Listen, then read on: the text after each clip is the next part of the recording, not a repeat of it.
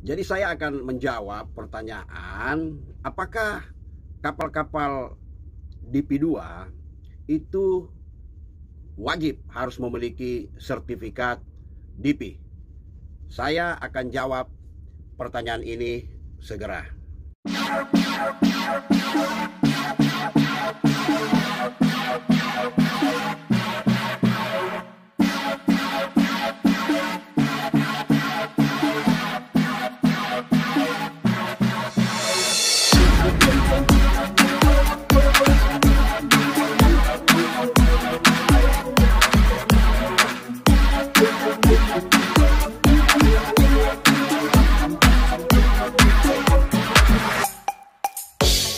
Ya, selamat malam kawan-kawan pelaut dimanapun kalian berada. Kebetulan saya berada di Afrika.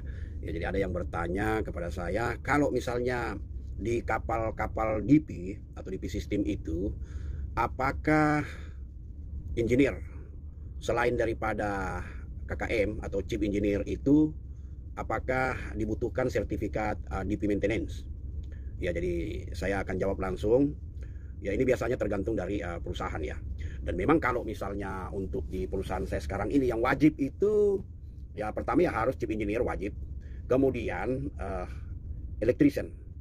Karena nanti pada saat nanti DP survei, DP trial itu yang banyak berperan juga dan harus mengetahui itu electrician. Karena di situ ada poin-poin untuk mengecek atau untuk mengetes seperti yang ditanyakan di poin-poin dalam sistem FMEA itu. Jadi di dalam kapal itu engineer, kalau dia punya DP maintenance bagus, dan itu tergantung daripada perusahaan, dan kalau misalnya tidak punya juga tidak wajib buat masinis 3 atau third engineer atau second engineer, masinis 1 gitu ya. Yang jelas itu electrician dan chief engineer. Nah, kemudian bagaimana dengan deck officer? Apakah butuh sertifikat untuk DP di kapal-kapal DP ini? Misalnya Mualim 2, second officer, chief officer, dan kapten.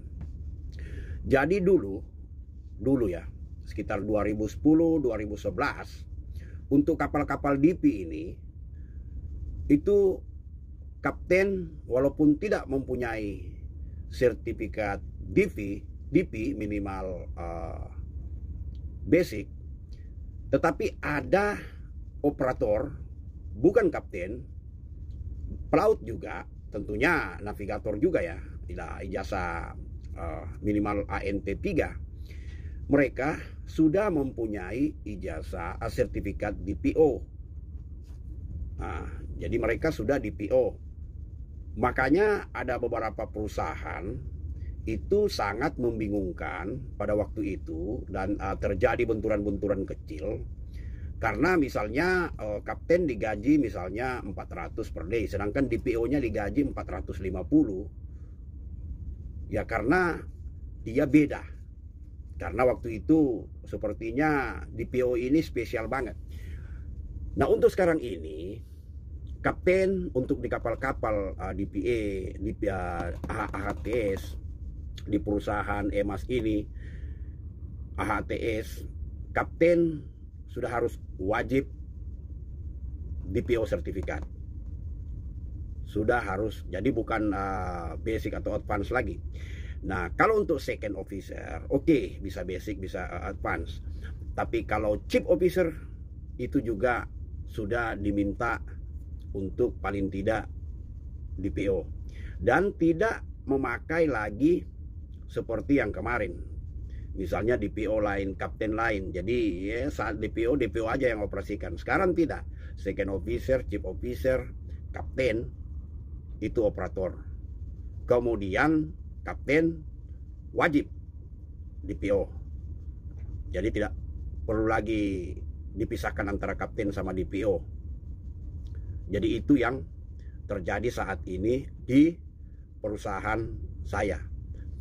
Kemudian di perusahaan ini tempat saya bekerja, itu memang bukan cuma di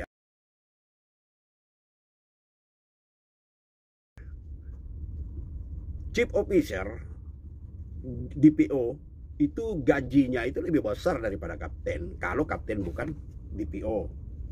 Nah, bahkan tahun 2010, 2000 sampai 2012 di perusahaan tempat saya bekerja ini kaptennya ANT 1, ijazah 1, tidak punya DP,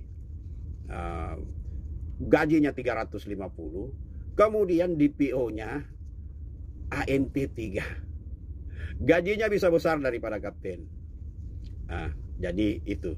Jadi kalau ada yang bertanya apakah wajib, tergantung dari perusahaan. Tapi kalau perusahaan tempat saya bekerja sekarang ini, kalau untuk master chief engineer harus wajib mempunyai DP maintenance untuk chief engineer dan sertifikat DPO, bukan limited tapi full DP untuk menjadi master di kapal-kapal AHTS-nya yang operasi atau di charter DP. Seperti di kapal ini tiap hari kita operasi DP, paling tidak 10 jam, 5 jam, bahkan 24 jam. Jadi untuk engineer, chief engineer dan electrician, untuk deck officer, kapten dan chief officer dan second officer bisa advance atau basic. Jadi harus punya juga walaupun masih basic. Itu yang saya mau sampaikan buat kawan yang bertanya melalui WhatsApp saya. Saya simpulkan, tergantung dari perusahaan satu, kedua dengan situasi yang seperti sekarang ini wajib kalau kapal-kapal AHTS DP2, DP1 atau kapal DP yang beroperasi DP di charter DP, wajib harus ada sertifikat DP. Itu aja yang saya mau sampaikan. Silahkan komen di kolom komen. Kita tukar pikiran bagaimana dengan di perusahaan Anda.